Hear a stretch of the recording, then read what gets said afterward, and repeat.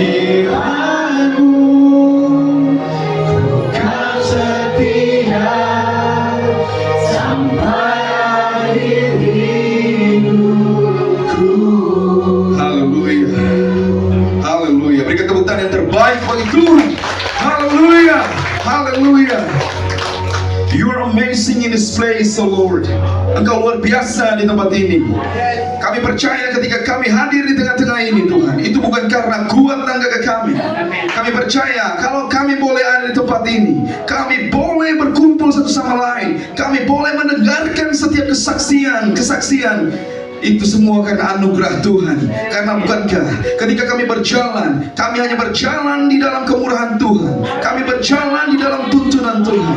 Itu sebabnya hari ini Tuhan, kami berdoa biarlah setiap firman Tuhan yang akan dibagikan itu dapat tertanam di dalam hati dan pikiran kami, sehingga itu boleh berbuah, dan itu dapat menjadi pedoman kami untuk kami hidup, berjalan setiap hari mengiring Engkau, menjadi alat kemuliaan-Mu, menjadi kesaksian bagi setiap orang yang berjumpa dengan kami. Dan di tempat ini Tuhan, kami percaya biarlah tempat ini menjadi the lighthouse of the city. Rumah ini menjadi mercusuar, menjadi menara kemuliaan Tuhan, di mana orang-orang dapat merasakan kemuliaan Tuhan dipancarkan dari tempat ini. Keluarga di tempat ini kami percaya diberkati oleh Tuhan. Terima kasih Tuhan. Malam hari ini biar kiranya firman yang akan ditaburkan, kami akan mendengarkan sharing sore hari ini. Biar kiranya Tuhan, Engkau saja yang bertakhta, Engkau hadir di tengah ini Tuhan, di tengah-tengah kami, lawat setiap kami, sehingga ketika kami pulang, kami tidak menjadi sama lagi, tetapi kami diubahkan menjadi manusia-manusia baru di dalam Kristus. We pray in Jesus' mighty name. Sama-sama kita katakan amin. Haleluya. Shalom saudara, silakan duduk. Saya senang sekali akhirnya saya bisa ada di tempat ini. Saya mengucap syukur kepada Pak Birawah dan juga Ibu Erti dan juga segenap pengurus dan jemaat Tuhan yang ada hadir hari ini. Saya senang sekali saudara. Nama saya Brael. Saya datang dari Eropa. Saya orang Indonesia, tapi saya berkeluarga negara Eropa, saudara. Jadi ketika saya datang ke Indonesia, sebetulnya saya sedang datang tour bersama dengan teman-teman vlogger, karena saya juga aktif di dunia sosial media, saudara. Dan ya, sebetulnya saya sedang mau laying low. Saya mau sabat sedikit dari pelayanan sebetulnya. Tapi ketika saya datang liburan, sebetulnya kita tidak boleh tinggalkan Yesus di Eropa. Kita harus bawa Yesus bersama-sama dengan kita, sekalipun kita datang pergi untuk liburan. Amin saudara.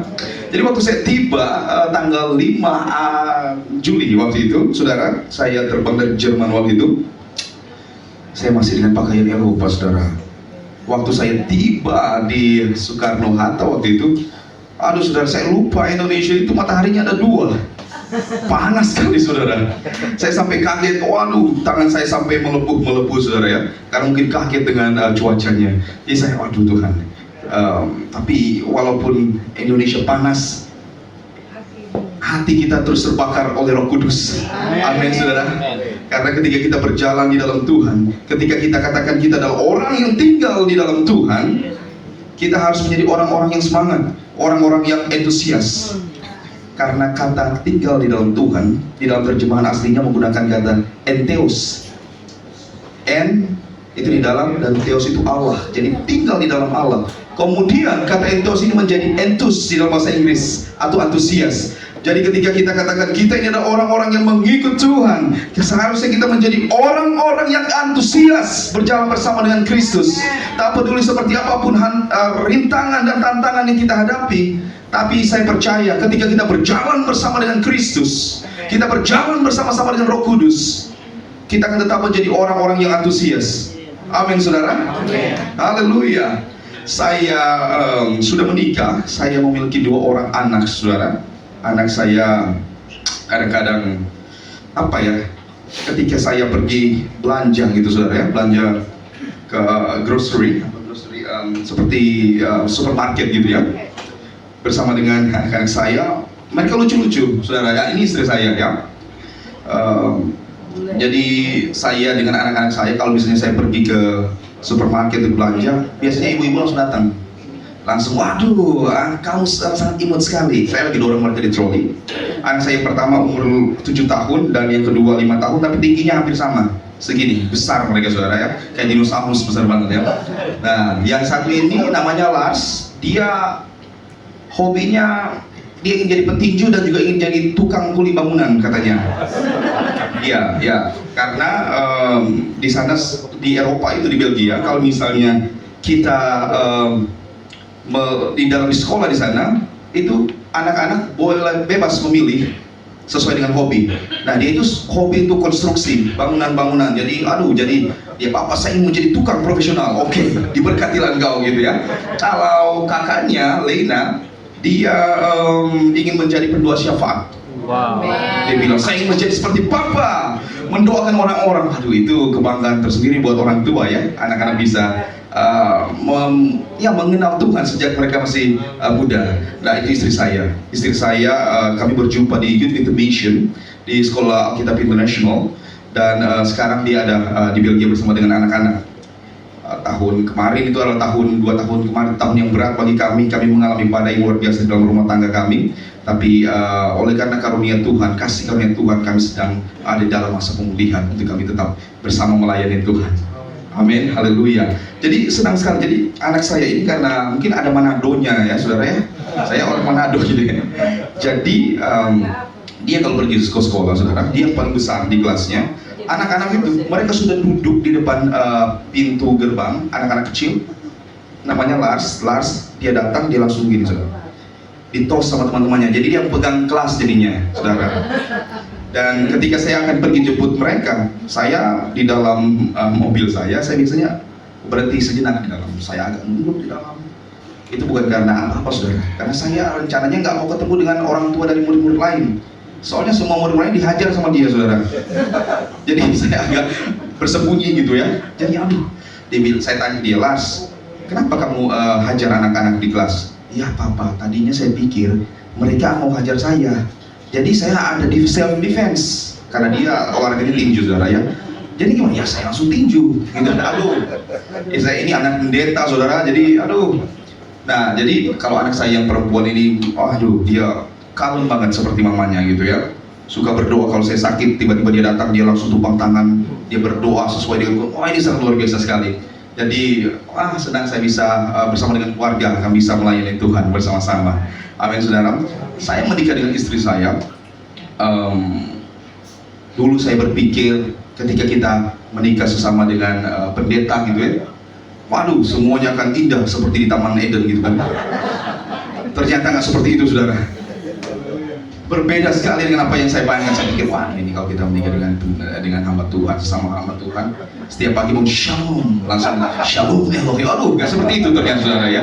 Saya berpikir demikian, ternyata enggak. Ternyata kalau kita berargumen itu saudara, saya keluarkan ayat firman Tuhan, dibalas sama dia firman Tuhan.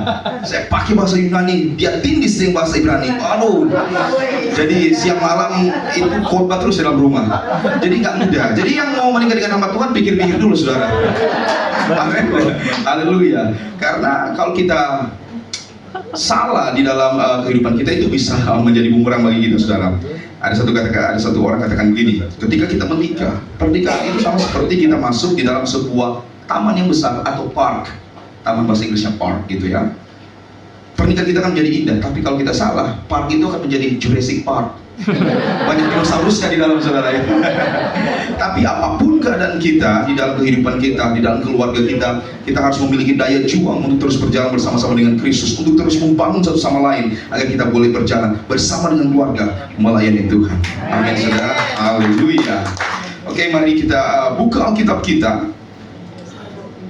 Kita buka Alkitab kita di dalam Matius 8 ayat 23 sampai ayatnya yang ke-27. Matius 8 ayat 23 sampai kepada ayatnya yang ke-27. Ini konteks ayatnya bercerita tentang angin ribut diredamkan. Haleluya. Saya akan membacakannya. Lalu Yesus naik ke dalam perahu dan murid-muridnya pun mengikutnya. Sekonyong-konyong mengamuklah angin ribut di danau itu, sehingga perahu itu ditimbus gelombang. Tetapi Yesus tidur. Maka datanglah murid-muridnya membangunkan dia, kata dia, Tuhan, tolonglah, kita binasa. Ia berkata kepada mereka, mengapa kamu takut, kamu yang kurang percaya? Lalu bangunlah Yesus menghardik angin dan danau itu, maka danau itu menjadi teduh sekali.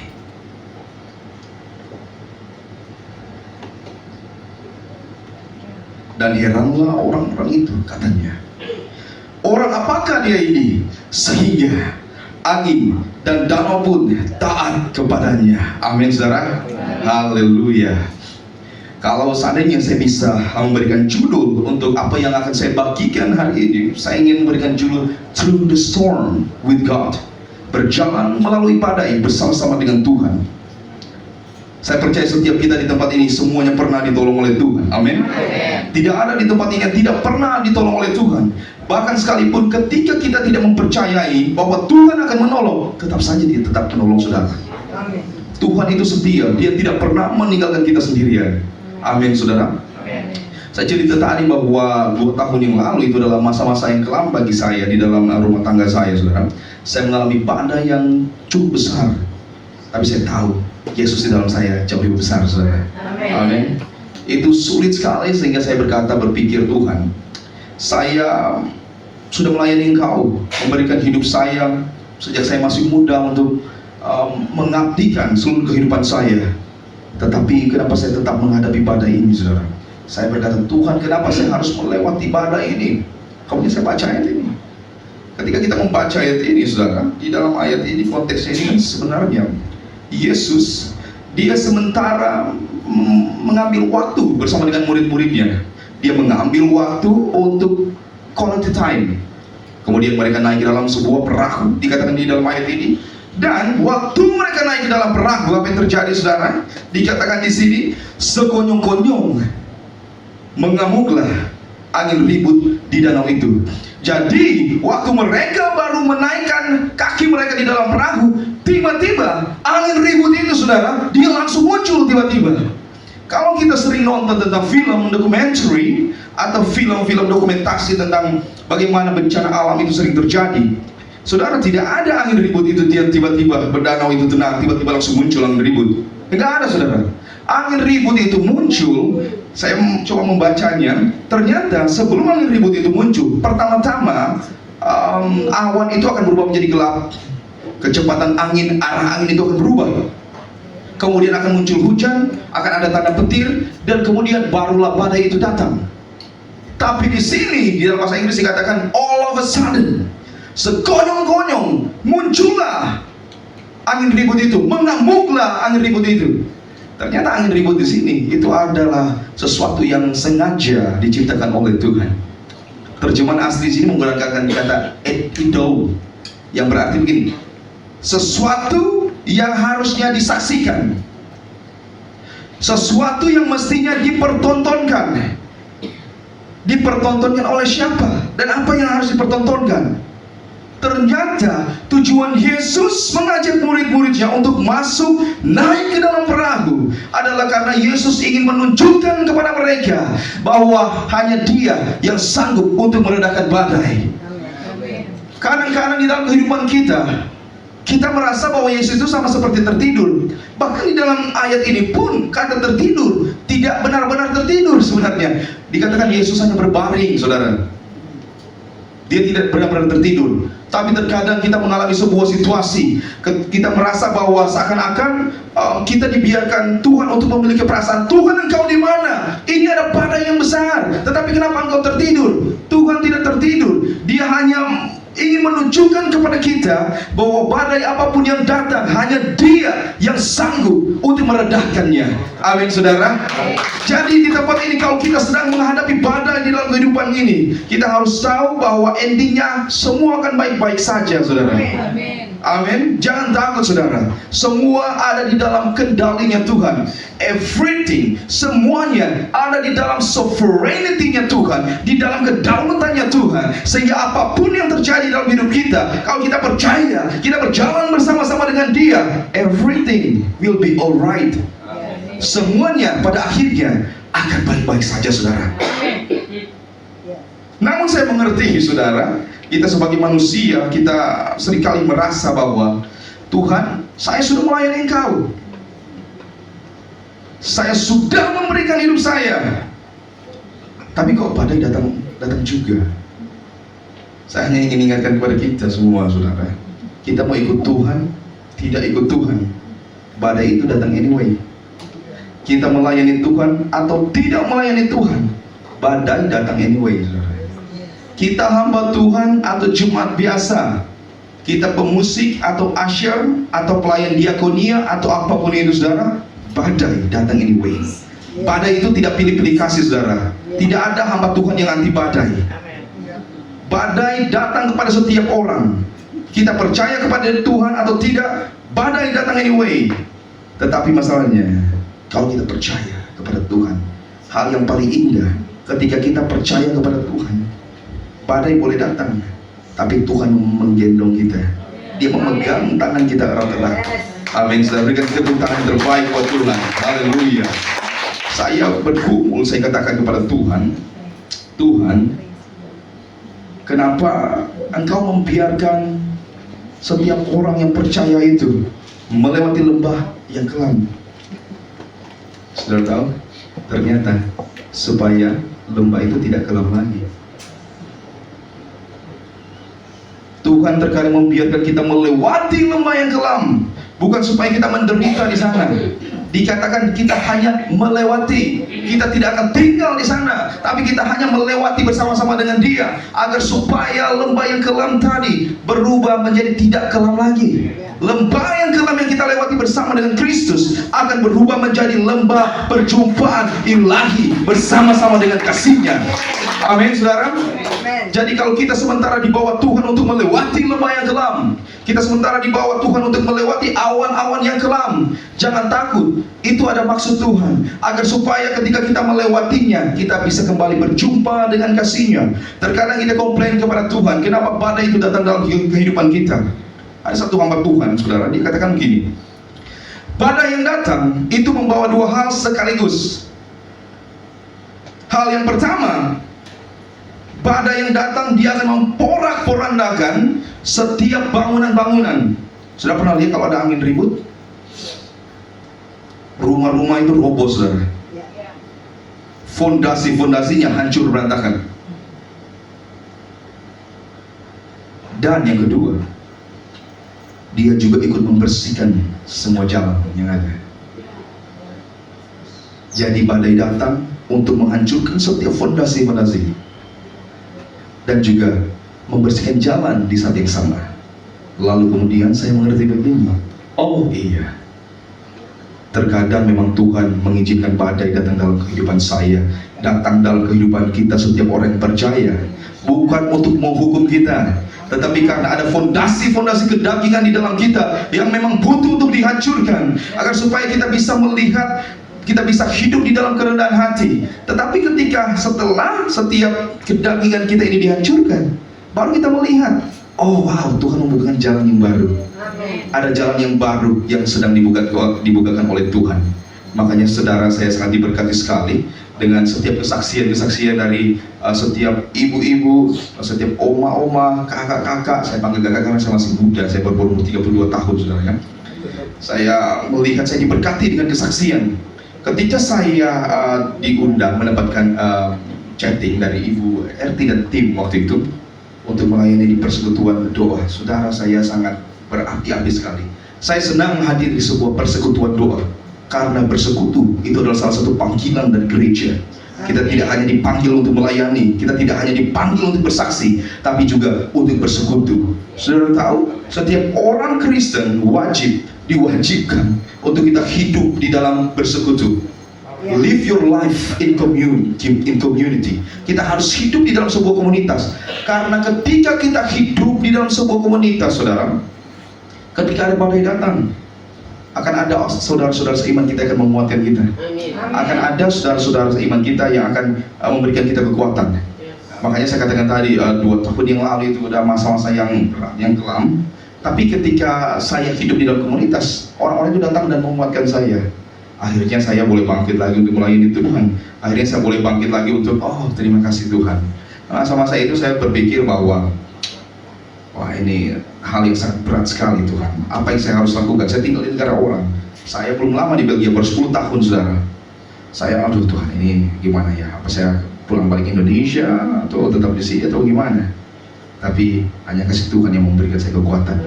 Saya sering mengkhotbahkan bahwa Yesus itu adalah nakoda di dalam kehidupan kita. Kala itu, khotbah itu menjadi sangat nyata dalam kehidupan saya. Saya merasa bahwa hanya Yesus yang ada bersama-sama dengan saya. Saya merasa hanya Yesus yang sanggup memberikan saya kekuatan. Hanya Yesus yang memberikan saya kekuatan hari itu untuk terus bertahan. Sehingga saya memutuskan, Tuhan, apapun yang terjadi, I have decided to follow Jesus and I will never turn back. Harusnya setiap kita juga ketika ada badai datang, jangan pernah meninggalkan Tuhan. Jangan pernah lari dari Tuhan. Kalau ada badai datang dalam hidup kita, jangan lari dari Tuhan, tapi larilah kepada Tuhan. Jangan pernah meninggalkan Tuhan, saudara. Karena Alkitab berkata, mau kita bersembunyi dimanapun, tidak ada tempat yang dapat menutupi kita dari hadapan Tuhan. Kita harus tinggal di dalam Tuhan. Saya ingat sebuah cerita di dalam Alkitab di mana ketika manusia itu jatuh, saudara, mereka kehilangan kemuliaan Allah, kemudian mereka itu dihalau dari Taman Eden. Manusia itu ternyata diciptakan di Taman Eden kan pertama kali. Semua pernah sekolah minggu saya. Manusia itu diciptakan di Taman Eden. Arti dari Eden itu kan spot of the presence, pusat daripada hadirat Allah. Dan Alkitab menggambarkan, memberikan kita sebuah pengertian begini. Ternyata dari taman inilah, dari hadirat Allah inilah manusia ini dibentuk, manusia ini dibangun, dan kemudian Tuhan menaruh purpose, Tuhan menaruhkan tujuan di dalam kehidupan manusia, dan kemudian Tuhan menaruh semua tugas-tugas kepada manusia. Dan dari taman inilah, dari hadirat Tuhan inilah manusia kemudian memulai menjalankan tugas-tugasnya. Saya mau ingatkan kepada kita semua, apapun yang saudara ingin lakukan, mulailah di dalam hadirat Tuhan. Apapun yang sedang saudara rencanakan, selalu mulai di dalam hadirat Tuhan. Entah saudara datang di dalam bersekutu, atau saudara memiliki waktu pribadi dengan Tuhan, atau saudara datang aja persekutuan doa, selalu mulai di dalam hadirat Tuhan. Kalau di GPDI biasanya ada bedstone pagi, saudara. Saya dulu anak teksi di GPDI, jadi setiap jam 4 pagi saya bangun untuk bedstone pagi, saudara. Jadi, itu kita jam 12 malam itu adalah jam doa saya, saudara. Saya doa angkat tangan 2 jam gak berasa, saudara. Habis itu jam 5 pagi sudah harus bangun bersama dengan keluarga gembala. Dan saya dibentuk di dalam hari-hari itu, saudara. Masa-masa tergeram. Saya tidak pernah membayangkan bahwa saya akan ada di Eropa melayani Tuhan. Saya akan ada di Eropa, tinggal di sana, mengemudikan BMW Sport. Saya akan dikenal orang di sosial media. Jauh dari pikiran saya, saudara. Semua hanya anugerah Tuhan saja, saudara. Amin. Sehingga ketika kita diproses oleh Tuhan, jangan pernah lari meninggalkan Tuhan, tapi kita tahu bahwa Dialah Allah yang akan menggendong kita. Kalaupun air mata kita bercucuran, air mata kita itu dikumpul di kirbatnya Tuhan. Dia mengganti setiap duka cita kita dengan sukacita. Amin. Itu sebabnya kemudian ibu saudara di tempat ini sedang mengalami suka duka cita, Tuhan one day akan menggantinya dengan sukacita. Jangan pernah meninggalkan Tuhan. Teruslah berjalan bersama-sama dengan Dia untuk melalui badai, to go through the storm. Amin, saudara. Amin. Haleluya. Mari kita bangkit berdiri. Saya ingin berdoa untuk saudara. Haleluya. Hallelujah. Thank you, Jesus. Hallelujah. Hallelujah. Lord, you are great in this place. Engkau besar di tempat ini. Engkau Allah yang mulia. Engkau Allah yang kami agung-agungkan. Sebab itu kami tidak pernah berhenti memuliakan nama-Mu. Dengan penyembahan kami di tempat ini, we are pulling down the presence of God. Dari kemuliaan-Mu sampai kepada kemuliaan-Mu, Tuhan, kami berjalan bersama-sama dengan Engkau. Dengan pujian penyembahan kami mengubah atmosfer di tempat ini dengan atmosfer kemuliaan Tuhan. Lord Jesus, Lord Jesus, terima kasih, Engkau adalah Allah yang besar. Alkitab berkata bahwa Engkaulah Jehovah Jireh. Engkau adalah Allah Allah yang menyediakan bagi setiap kami. You are the God of provider. Engkau adalah Allah yang tidak pernah berhenti-hentinya, tiada henti-hentinya berbuat baik atas kami. Terima kasih Tuhan, terima kasih Tuhan. Haleluya, haleluya. Thank you Jesus. Mari kita angkat suara kita untuk menyembah Tuhan di tempat ini. Oh, angkat suara untuk memuliakan Tuhan. Haleluya. Jesus, Jesus. Haleluya. Yes, Jesus. Kau kami agungkan di tempat ini. Mari angkat suara untuk menyembah Dia. Dia Raja di atas segala raja. Haleluya. Haleluya. Hadirat-Mu memenuhi rumah ini Tuhan. Ruangan ini dipenuhi dengan kemuliaan, dengan hadirat-Nya Tuhan. Haleluya, haleluya. Angkat suaramu, nyatakan setiap keluh kesahmu, nyatakan setiap doamu, nyatakan setiap keinginanmu, karena Dia hadir hari ini.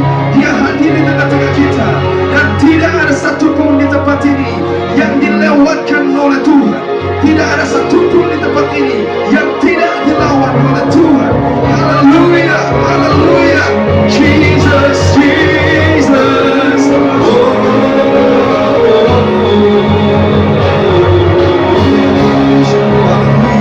Haleluya, haleluya. Jesus, Jesus. Engkau bertakhta di tengah-tengah kami. Engkau bertakhta di tengah-tengah pujian kami, di atas puji-pujian kami. Itu sebabnya kami agungkan Engkau, Raja di atas segala raja. Kami percaya di dalam hadirat Tuhan ada kesembuhan. Kami percaya di dalam hadirat Tuhan ada pemulihan terjadi. Kami percaya di dalam hadirat Tuhan ada restorasi baru, ada inisiatif baru yang sedang dibukakan oleh Tuhan. Ada peluang-peluang usaha yang sedang dibukakan oleh Tuhan. Haleluya, haleluya. Thank you Jesus. Haleluya. Berikan tepuk tangan yang paling terbaik buat Tuhan. Haleluya, haleluya. Siapa setiap kami yang hadir di tempat ini Tuhan. Haleluya, haleluya, haleluya. Jika engkau rindu untuk didoakan, mari angkat tangan kananmu di hadapan Tuhan dan taruh tangan kiri di dada. Apa saja yang sedang engkau pikirkan, yang sedang engkau gumulkan, ada pergumulan-pergumulan yang mungkin saja sulit bagi kita untuk kita ceritakan kepada orang lain. Kita hanya sanggup menceritakannya kepada Yesus. Yesus, Engkau adalah nakoda sejati. Orang-orang terbaik mungkin meninggalkan hidupmu. Orang-orang terbaik, bisnis partnermu, rekan pelayananmu mungkin meninggalkan. Tapi hanya Yesus yang tidak pernah meninggalkan. Air matamu yang sedang berjatuhan, bercucuran hari ini tidaklah sia-sia. Suatu hari akan digantikan dengan sorak-sorai. Suatu hari akan digantikan dengan sukacita yang berlimpah-limpah dari Tuhan. Haleluya. Jesus, Jesus, Jesus. Haleluya. Terima kasih Tuhan. Dari tempat ini, kalau ada yang datang dengan sakit penyakit Tuhan, Engkau melihat tangan-tangan yang terangkat oleh bilur-bilur-Mu. Kami percaya kami sudah disembuhkan. Kalau ada di tempat ini yang memiliki sakit belakang, yang memiliki sakit di bagian kaki, sakit di bagian pinggang, sakit di bagian kepala, sakit di bagian lengan, sakit di bagian jantung, in Jesus name, kami percaya kesembuhan mulai terjadi di tempat ini. Haleluya. Kesembuhan Tuhan mulai terjadi di tempat ini. Jamah setiap kami, jamah setiap kami, jamah kami Tuhan. Lawan setiap kami. Biarlah kesembuhan mulai terjadi di tempat ini. In Jesus mighty name. Kalau ada di tempat ini yang sedang mengalami broken di dalam relasi dengan keluarga, yang sedang mengalami broken relasi dengan pasangan kita, dengan anak-anak kita, dengan rekan pelayanan kita, in Jesus mighty name, pemulihan sedang terjadi. Tuhan, Engkau berikan kami hati yang baru. Engkau memberikan kami visi yang baru. Engkau memberikan kami roh hikmat dan wahyu. Pemulihan mulai terjadi di antara kami. Pemulihan mulai terjadi di antara kami. In Jesus mighty name, kami berdoa Tuhan, apabila ada anggota keluarga kami yang sakit, yang sedang tidak berada bersama-sama dengan kami, from this place we speak healing, we speak blessing over them. Kami ucapkan kesembuhan atas setiap mereka Tuhan. Kami percaya kesembuhan secara ilahi mulai terjadi. In Jesus mighty name, in Jesus mighty name. Hallelujah, hallelujah, hallelujah. Pergumulan apapun Tuhan yang sedang kami hadapi, hanya Engkau yang tahu. Biarlah malam hari ini Engkau yang menjadi jawaban atas itu semua. Kami sudah capek Tuhan, kadang-kadang kami enggak menemukan jalan keluar. Itu sebabnya kami datang kepada Engkau, karena Engkau tidak hanya memberikan kami jalan, tetapi Engkau adalah jalan itu sendiri. Terima kasih Yesus, Engkau saja yang termanis di dalam kehidupan kami. Di dalam sepanjang perjalanan kehidupan ini, kami menyaksikan hanya Engkau yang tidak pernah meninggalkan kami. Engkau selalu memegang kami dengan tangan-Mu.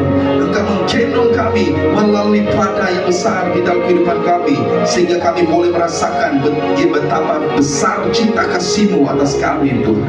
Terima kasih Bapa. Terima kasih Bapa. Apapun yang menjadi kebutuhan kami malam hari ini Tuhan, Engkau saja yang tahu. Engkau saja yang paling mengerti. Terkadang kami bahkan gak bisa berkata-kata di dalam doa kami Tuhan. Engkau tahu itu. Hanya air mata kami yang tercurah di hadapan-Mu. Kami percaya, kita berkata bahwa Engkau tidak pernah meninggalkan kami. Terima kasih Yesus. Berdoa Tuhan, hamba berdoa untuk Pak Birawa, Ibu Erti, dan segenap keluarga. Lord, biar kiranya Tuhan berkat-Mu tercurah penuh, berlimpah-limpah, berlimpah-limpah, sampai orang-orang melihat betapa kemurahan, kebajikan Tuhan memenuhi keluarga ini. Biar kiranya Tuhan di dalam pekerjaan, di dalam kehidupan rumah tangga, di dalam kehidupan pelayanan, Engkau saja yang menjadi center, Engkau saja yang menjadi pusat atas keluarga di tempat ini. Biar kiranya kasih Tuhan boleh terus dirasakan oleh setiap orang-orang yang hadir di tempat ini. Engkau balas berkat berlipat-lipat kali ganda apa yang sedang mereka tabur. Bahkan ketika tidak ada orang yang tahu ketika mereka sedang menabur, Engkau tidak tutup mata Tuhan. Engkau memberkati keluarga di tempat ini, anak-anak mereka, keluarga besar mereka, semua ide-ide bisnis akan muncul di tempat ini Tuhan. Engkau memberkatinya. Kemudian Tuhan, aku berdoa untuk setiap hamba Tuhan yang hadir di tempat ini. Engkau melihat pelayanan mereka Tuhan. Mengiringmu tidaklah mudah, mengiringmu banyak tantangan, tetapi ketika kami mengiringmu dengan segenap hati, mujizat demi mujizat akan kami alami. Haleluya, haleluya, haleluya. Terima kasih Tuhan untuk setiap jemaat yang hadir. Engkau memberkati mereka, Engkau memberkati mereka dengan segala keperluan mereka, sehingga ketika kami pulang, kami mendapatkan sesuatu. Ada divine turning point dalam kehidupan kami. Ada turning point ilahi yang kami dapatkan malam hari ini, sehingga kami tidak sama lagi, tetapi kami akan melihat berjalan di dalam kemuliaan Tuhan. We pray in Jesus' mighty name. Sama-sama kita katakan amin.